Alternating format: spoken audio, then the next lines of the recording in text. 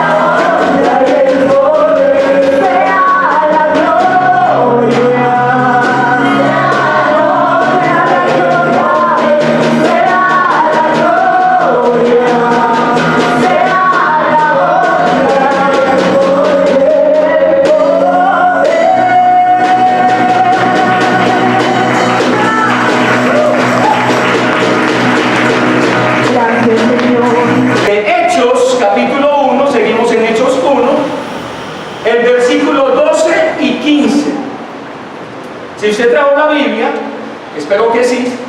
Si la tiene en el dispositivo móvil, no se distraiga con las notificaciones, con el WhatsApp. No se distraiga. Hechos 1. Hechos 1. Hechos de los Apóstoles 1, versículo 12. Y vamos a leer. 1:12. Dice: entonces volvieron a Jerusalén desde el monte que se llama del Olivar. En otras versiones dice Monte de los Olivos, el cual está cerca de Jerusalén, camino de un día de reposo. Y entrados, subieron al aposento alto, donde moraban ¿quiénes? Pedro y Jacobo, Juan, Andrés, Felipe, Tomás, Bartolomé, Mateo, Jacob, hijo de Alfeo, Simón el celote y Judas, hermano de Jacob. Todos estos que perseveraban unánimes en oración y ruego con las mujeres y con María, la madre de Jesús, y con sus hermanos. En aquellos días Pedro se levantó en medio de los hermanos, y los reunidos eran como 120 en número, y dijo: tengámoslo. Amén. Señor Dios, Padre Celestial, te bendecimos y te adoramos. La gloria es para ti, Señor, la alabanza, la adoración y la exaltación. Dios, gracias por este tiempo que nos das. Que seas tú glorificándote una vez más, siempre en esta casa. Esta casa es un aposento dedicado a ti. Glorifícate. Que esta es tu morada, tu tabernáculo. Muévete como tú quieras. Dirige esta casa. Tú eres el gobernante, tú eres el dueño, el capitán, el jefe de este lugar. Espíritu de Dios, muévete con poder. Que a través de esta palabra, Dios, seas tú haciendo tu obra en cada vida y en cada corazón. Si hay alguien enfermo, sánalo. Si hay alguien atado, libéralo en esta noche en el nombre de Jesús. Si hay alguien con peticiones de provisión, que la provisión descienda en esta noche. Abre la ventana de los cielos y derrama tu bendición, Señor, sobre su vida hasta que sobreabunde. Si hay peticiones de salvación para sus hijos, para su casa, sálvalos. Que la misericordia tuya, Señor, se extienda sobre cada uno de nosotros, Dios, y que todos podamos salir diferentes a como entramos a esta casa, fortalecidos, llenos de tu paz, sanos, libres, restaurados, con la provisión tuya, con el sustento tuyo, en el nombre poderoso de Jesús. Las personas que están en casa también bendícelas, ayúdales en todo y provéeles. Gracias, Espíritu Santo de Dios. Gracias, porque tú te mueves en esta noche con poder y gloria en el nombre poderoso de Cristo Jesús. Amén y amén. Gloria a Dios. Muy bien, hace 8 días, por motivos laborales, estaba en la ciudad de Bogotá y mi esposa continuó, ¿sí o no? ¿Quiénes esperan la segunda venida? Ay, ay, ay, no vinieron. ¿Quiénes esperan el arrebatamiento? Gloria a Dios. Porque en la segunda venida vendremos con el Señor Jesús, ¿sí o no? Esperamos el próximo acontecimiento, donde ya todo está cumplido, es ¿cuál? El arrebatamiento de la iglesia. Cristo vendrá en las nubes y dice en la Biblia, en Hechos 1, que se pararon 2 varones y le dijeron a los discípulos: así como tú ves, como ustedes ven al Señor subir, así mismo volverá. Y hace 8 días mi esposa estuvo aclarando el arrebatamiento y la segunda venida. Son 2 sucesos totalmente diferentes. Amén. Hoy continuamos en el versículo 12 y hoy vamos a ver 3 palabras que yo quiero que se las lleven grabaditas en su vida, en su corazón, en su mente, y que puedan ponerla en práctica. Porque si la Biblia la lees y no la practicas, ¿de qué vale? ¿Sí o no? ¿De qué vale? Tener la letra, ¿sí o no? La teoría, y no vivirla y no practicarla, ¿para qué? Digan conmigo, la primera palabra es obediencia. Dos, unidad. Tres, oración. Digan conmigo, obediencia, unidad y oración. Y vamos entonces a comenzar, dice así, en el versículo 12, entonces volvieron a Jerusalén. Y si volvemos a leer en Hechos capítulo 1, versículo 4, mira lo que dice. Y estando juntos, les mandó que no se fueran ¿de dónde? De Jerusalén, ¿sí o no? Sino que esperasen la promesa del Padre. Es decir, cuando Jesús les dice, no se vayan, quédense en Jerusalén, ya luego Jesús subió al cielo, y hablamos la diferencia de la ascensión del Señor, que eso es doctrina, estamos hablando de doctrina cada 8 días, y la asunción de la Virgen. La Virgen no subió al cielo, como explica la Iglesia Católica Romana. La asunción de la Virgen no existe, no es bíblico. Como tampoco es bíblico, lo hemos visto, que la manzana de Adán, que los reyes magos, que Melchor, Gaspar y Baltasar, no es bíblico. Es la tradición y la religión católica quienes nos han infundido esto. Jesús sí sube al cielo, la Virgen no. Amén. Porque mira, Jesús subió al cielo, los discípulos se fueron del Monte de los Olivos a Jerusalén. Es decir, ¿fueron qué? Obedientes. Una instrucción tan simple como decirles, esperen acá, no se vayan, quédense en Jerusalén. Y ellos tomaron la palabra, tomaron esa palabra y se fueron a Jerusalén. Dice la Biblia, entonces volvieron a Jerusalén, porque fueron obedientes, desde el monte que se llama del Olivar, el cual está cerca de Jerusalén, camino de un día de reposo. El monte de los Olivos estaba justo afuera del antiguo Jerusalén. Era una distancia corta y estaban en el día de reposo y era el camino permitido a caminar, a desplazarse. Era un camino, una distancia corta para que ellos se pudieran desplazar. Mira, versículo 13. Y entrados, subieron ¿a dónde? Al aposento alto.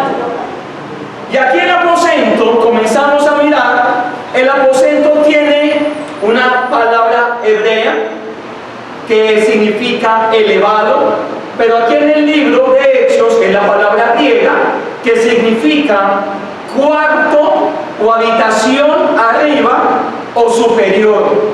Es decir, el aposento alto era un lugar especial donde se podía ¿qué? Dormir, se podía reunir como hermanos, compartir y tener una intimidad con Dios.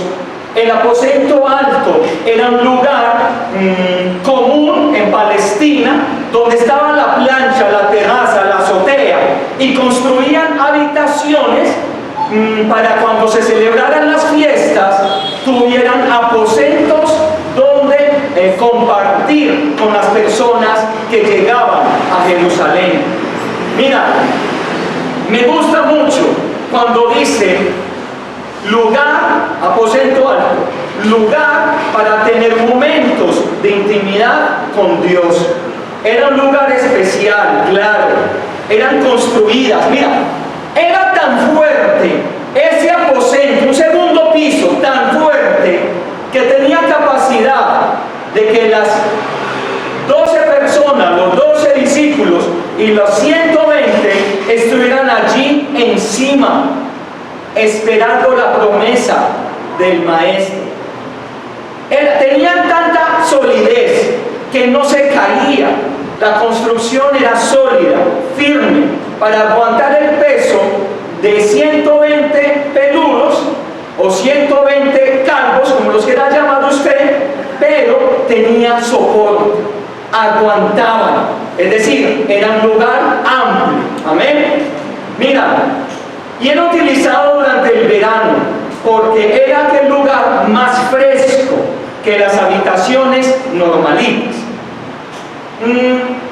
Vamos a leer en Marcos 14, acompáñenme en Marcos, Evangelio de Marcos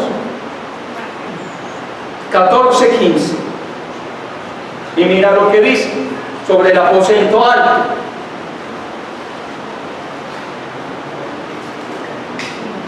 El 14 dice Marcos: y donde entrare, decí al Señor de la casa, el maestro dice, ¿dónde está el aposento donde he de comer la Pascua con mis discípulos? Y él os mostrará un gran aposento alto, ya dispuesto, preparad para nosotros allí. El Señor, Dios permitió que los apóstoles junto con el maestro compartieran la Pascua, es decir, la última cena, en el aposento alto. Allí compartieron, Jesús les lavó los pies a sus discípulos en el aposento alto. Allí compartieron la Santa Cena, Jesús con sus discípulos, la última cena. Y allí fue cuando declaró Jesús, el día de la Pascua, que Judas le iba a traicionar. ¿Sí o no? Muy bien. Y dice, aproximadamente en ese pasaje de Hechos habían 120 personas. Incluía los 11 discípulos o los 11 apóstoles, porque sabemos que Judas se ahorcó. Más adelante hablaremos del señor Judas Iscariote. Judas no estaba allí, ya estaba muertito. Y dice, incluía los 11 discípulos, María la madre de Jesús, los hermanos de Jesús, mínimo estaban Santiago y Judas, y las mujeres que seguían a Jesús. Mira, hay versiones de la Biblia, y yo quiero que leamos en el versículo 13. Y entrados subieron al aposento alto. Yo quiero que mi casa, mi templo, mi cuerpo sea un aposento de intimidad con Dios. ¿Sí o no? Que tu cuerpo y el mío, la Biblia dice que el cuerpo es templo del Espíritu Santo. Por lo tanto, debe ser un altar, el aposento, el lugar de intimidad con Dios, donde el Espíritu Santo se comunica contigo. Está bien, tu casa física debe ser también un aposento alto, donde puedas compartir con los tuyos, donde puedas compartir con tu familia, con tus vecinos, con tus familiares, y también puedas tener esa intimidad con el Espíritu Santo. Es tu casa, tu lugar donde habitas. ¿Han hablado del cuarto de guerra? En la casa, a veces oramos en la sala, mi esposa en la sala, a veces yo en la sala, a veces también en el cuarto de estudio oramos, pero prepara un lugar en tu casa que estés a solas, a solitas con papá, a solitas con el maestro, a solitas con el Espíritu de Dios, a solas, en intimidad y en el silencio, en medio del ambiente. Si pones alabanzas, en medio de ese tiempo tan especial, vas a escuchar su voz. No siempre es cuando oramos y gritamos y gemimos, ¿no? También hay tiempo de estar en silencio. En el tiempo de silencio es cuando el Espíritu de Dios también habla. No siempre es con alabanzas a todo taco, con todo el volumen. Dios habla de muchas maneras a través de la Biblia. Tú lees un pasaje cualquiera, pero hay un versículo que te llama la atención y te resalta y te sube y se te acerca y se te aleja. Esa es la voz de Dios. Hay momentos de la voz de Dios que sentimos esa, como lo llamamos, esa corazonada, ese presentimiento, y Dios nos habla. O vemos imágenes en medio de la oscuridad Dios me habla a través de imágenes. Dios nos habla de la manera que cada uno podamos entenderle. Hay hermanos quizás que no le habla a través de imágenes porque no le entienden, pero le habla a través de sueños, le habla a través de visiones, le habla a través de la palabra, le habla a través de la prédica, le habla a través de un hermano también. ¿Sí o no? Es más, le habla a través de un gentil o de una persona no cristiana, porque también las piedras hablan. ¿Sí o no? Muy bien. Dice, subieron al aposento alto, donde moraban Pedro y Jacob, Juan, Andrés, Felipe, Tomás, Bartolomé, Mateo, Jacob, hijo de Alfeo, Simón el celote y Judas, hermano de Jacob. Este Judas y Jacob son los hermanos de Jesús, literal. Mira, la Iglesia Católica nos ha enseñado que Jesús no tuvo hermanos, que María fue virgen antes, amén. La Biblia dice que María tuvo a Jesús siendo virgen por obra y gracia del Espíritu Santo, pero que fue virgen antes, amén, durante y después. Es decir, que después de que se casó con José, José dormía en una cama y María dormía en otra cama. ¿Sí o no? Como si el matrimonio fuera pecado. No. La intimidad sexual bajo la cobertura y bajo la bendición del matrimonio no es pecado. ¿Sí o no? María tuvo intimidad con José y eso lo hemos visto en Mateo 1:23. Y no la conoció, dice la Biblia, hablando de José con María, y no la conoció, es decir, no tuvo intimidad con María hasta que después tuvo a Jesús y despuésito tuvo intimidad. Es decir, Jesús tuvo medios hermanos, porque Jesús era hijo de ¿quién? Del Espíritu Santo y de María. Pero los hermanos de Jesús, los medios hermanos, eran hijos de ¿quién? De José y María. ¿Sí o no? Mira, vamos a Mateo 13. Búscalo por la M. Mateo 13, versículo 55. Dice: ¿no es este el hijo del carpintero? ¿No se llama su madre María y sus hermanos Jacob, José, Simón, Judas? ¿No están todas sus hermanas con nosotros? ¿De dónde pues tiene todas estas cosas? Y se escandalizaban de él. Pero Jesús les dijo, tengámoslo ahí. La Biblia describe los nombres de los hermanos o medios hermanos de Jesús y menciona que también tuvo hermanas. Obviamente por el machismo, quizás por la cultura, no mencionan el nombre de ellos, pero sí tuvo hermanos y hermanas. Mateo 12:46. Mateo 12:46 dice, allá atrásito: mientras él aún hablaba a la gente, he aquí su madre y sus hermanos estaban afuera y querían hablarle. Y le dijo uno: he aquí tu madre y tus hermanos están afuera y le quieren hablar, y te quieren hablar. Respondiendo él al que le decía esto, dijo: ¿quién es mi madre y quiénes son mis hermanos? Ay, ay, ay.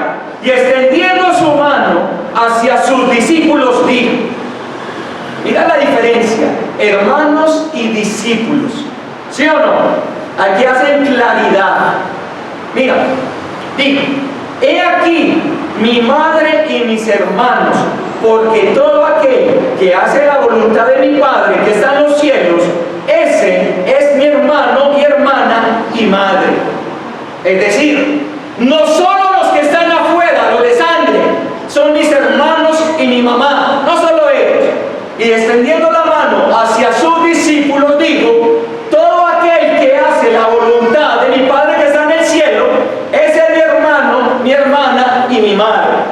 ¿Por qué crees que tú y yo nos saludamos? Hola hermano, ¿sí o no? ¿Por qué? Porque somos hijos de un mismo Padre y hacemos la voluntad de Dios, ¿o no? Juan 7, versículo 1. Juan 7. Búscalo por la J. Juan 7, 1.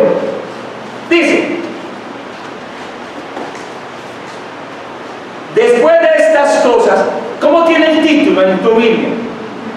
Incredulidad de los hermanos de Jesús. Después de estas cosas, andaba Jesús en Galilea, pues no quería andar en Judea, porque los judíos procuraban matarle.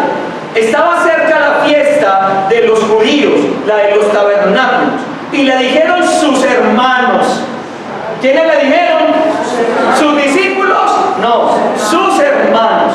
Sal de aquí y vete a Judea, para que también tus discípulos vean las obras que haces, porque ninguno que procura darse a conocer hace algo en secreto. Si estas cosas haces, manifiéstate al mundo, porque ni aún sus hermanos creían en él. Y el versículo 10: pero después que sus hermanos habían subido, entonces él también subió a la fiesta, no abiertamente, sino como en secreto. Mira, los hermanos de Jesús nunca parecieron apoyar su ministerio antes de su muerte y resurrección, pero luego se convirtieron en seguidores de Jesús. Cuando Jesús empezó el ministerio, no sé qué pasaba con ellos. Celos, lo veían como el niño extraño, el hermano diferente, ¿sí o no? Pero cuando Jesús murió y resucitó y mostró la evidencia de su resurrección, creyeron en él. Mira, los hermanos de Jesús, y hay más evidencias de que María tuvo más hijos, y aquí vimos algunas de ellas. Volvamos al Hechos 1. Dice, versículo 14: todos estos perseveraban unánimes, unánimes en oración y ruego con las mujeres y con María, la madre de Jesús, y con sus hermanos. Mira la diferencia que hace específicamente. Todos estos, los discípulos, los mencionó, perseveraban unánimes en oración y ruego con las mujeres. Hay una traducción que menciona con sus esposas. Pedro tenía esposa, ¿o no? Y aquí hay otra parte de doctrina, que es el celibato de los sacerdotes. Si Pedro, para la Iglesia Católica Romana, fue el primer papa, que el término papa no existe en la Biblia, lo que existe es obispo, pero si verdaderamente supongamos que Pedro fue el primer papa, como expresa la Iglesia Católica, y ellos lanzan que los papas y los sacerdotes no pueden casarse, el llamado celibato, es decir, solteritos, vírgenes. ¿Por qué si Pedro era el primer papa, Pedro era casado? ¿O no? Si en Mateo me enseña, en Mateo, veamos la cita, Mateo 8:14 me cuenta que la suegra de Pedro tenía ¿qué? Estaba enfermita y tenía fiebre. Es decir, ¿por qué la Iglesia nos enseña que los sacerdotes no pueden casarse? Si Pedro era casado, los apóstoles eran casados, tenían esposa. Y Pablo nos enseña que el celibato y el matrimonio, el casarse, ambas posiciones son un don de Dios. Dice la Biblia que si anhela casarse, bien pueda, lo puede hacer. Y si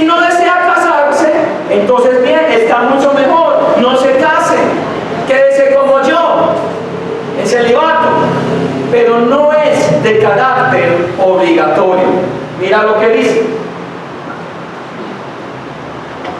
Primera de Corintios 9, allá el antiguo, Hechos, Romanos y Corintios. Primera de Corintios 9.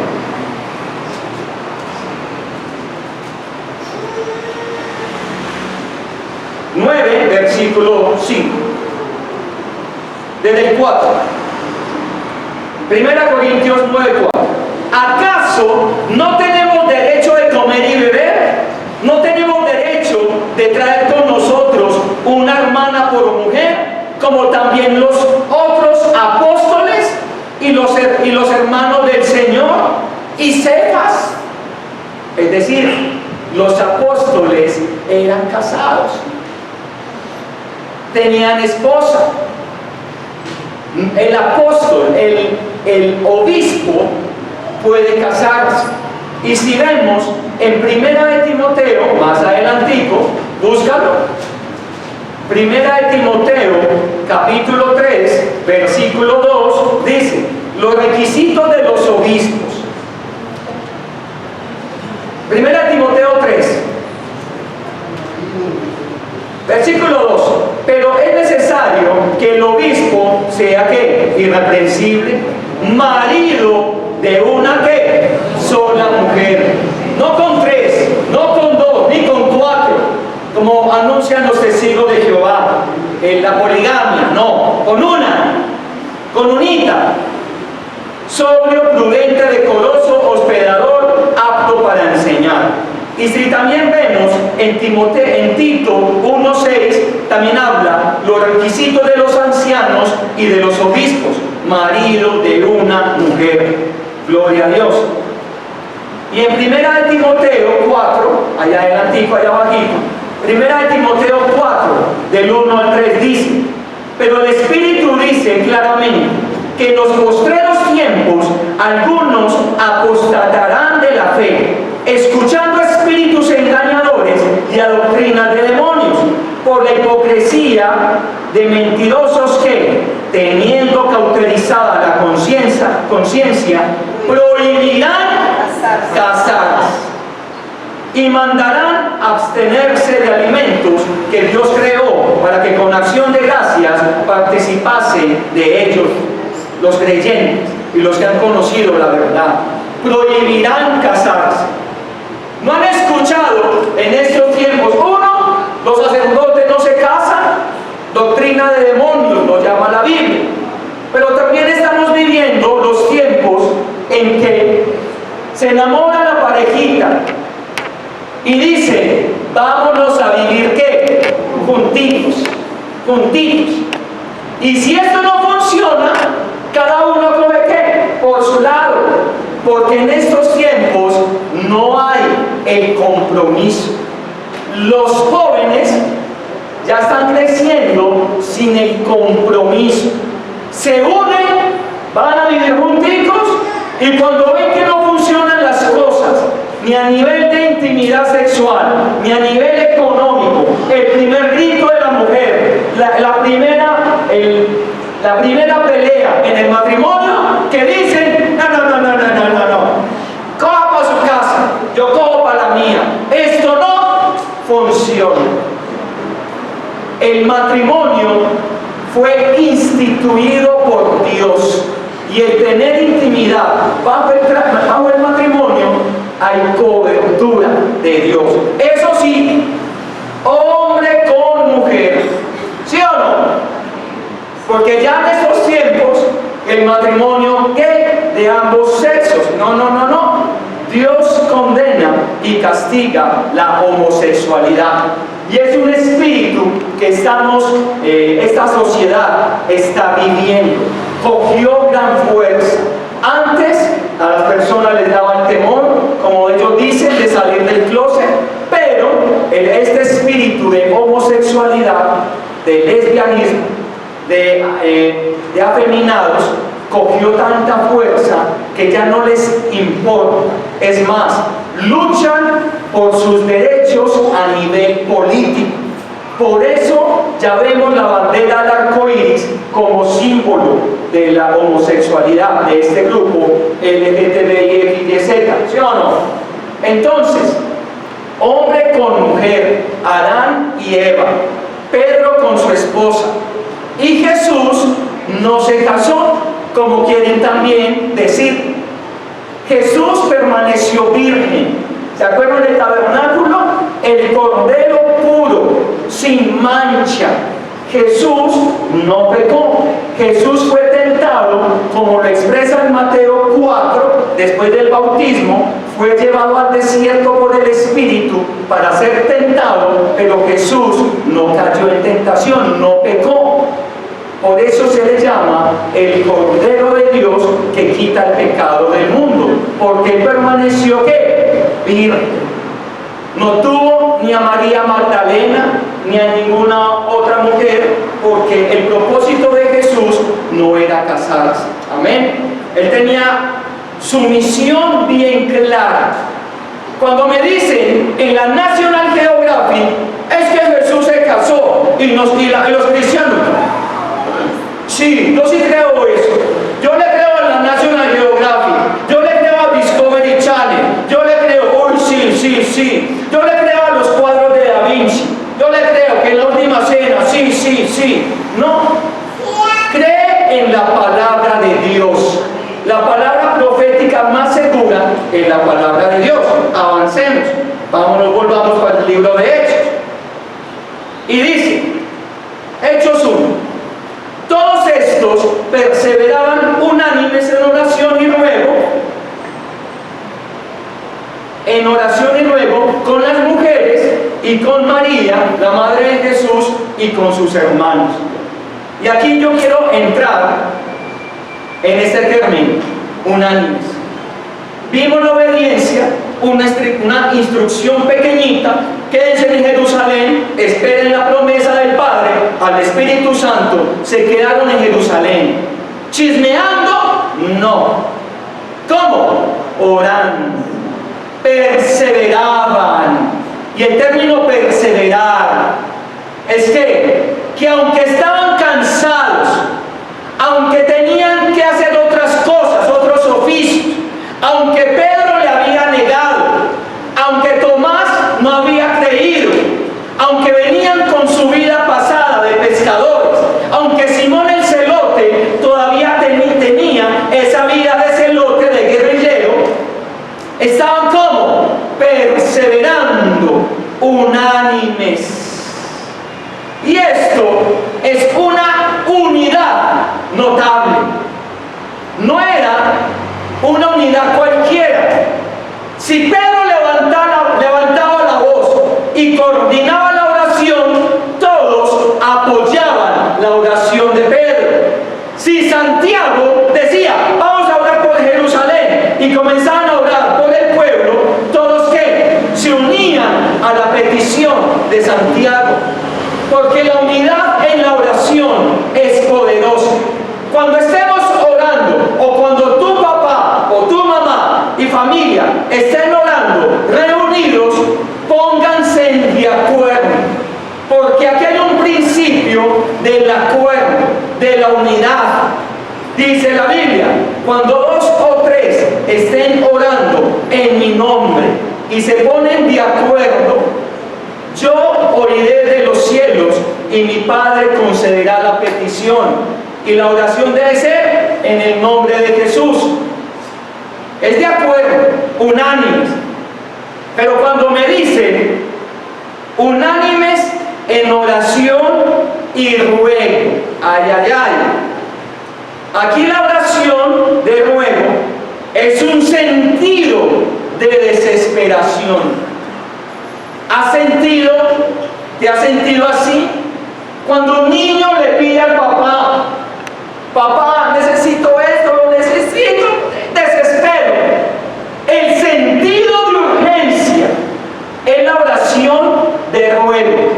El sentido de necesidad.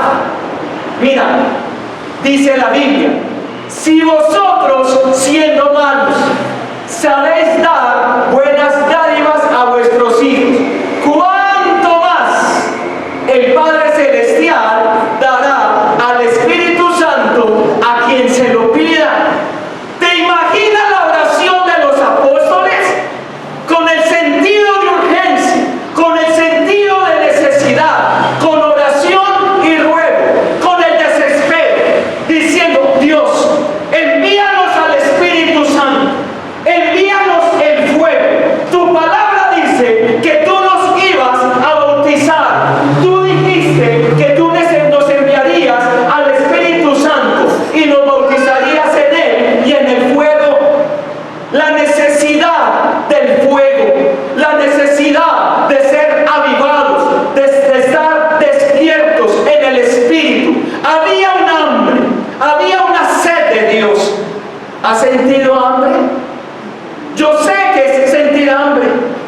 A veces ayunando voluntariamente, otras involuntariamente.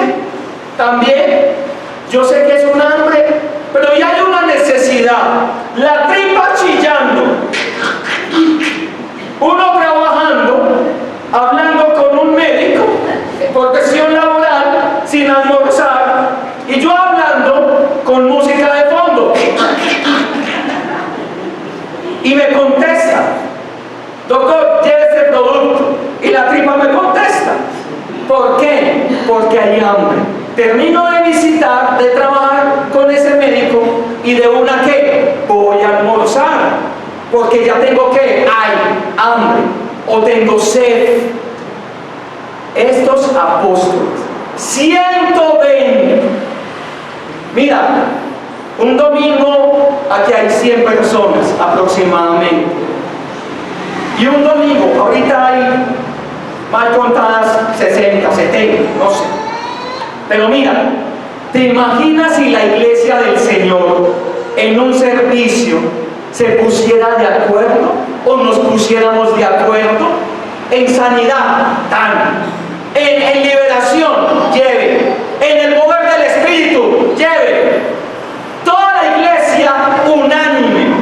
Y te imaginas con el sentido de urgencia, con hambre, clamándole al Señor: desciende Espíritu Santo, desciende Espíritu de Dios, lléname, te necesito en mi vida, te necesito en mi casa, te necesito en mis finanzas, te necesito en mis hijos, te necesito en la iglesia, llénanos en esta noche. Los 120 con oración y ruego, obediencia, unidad y oración. Que cuando ores en casa, papá, mamá, pónganse de acuerdo.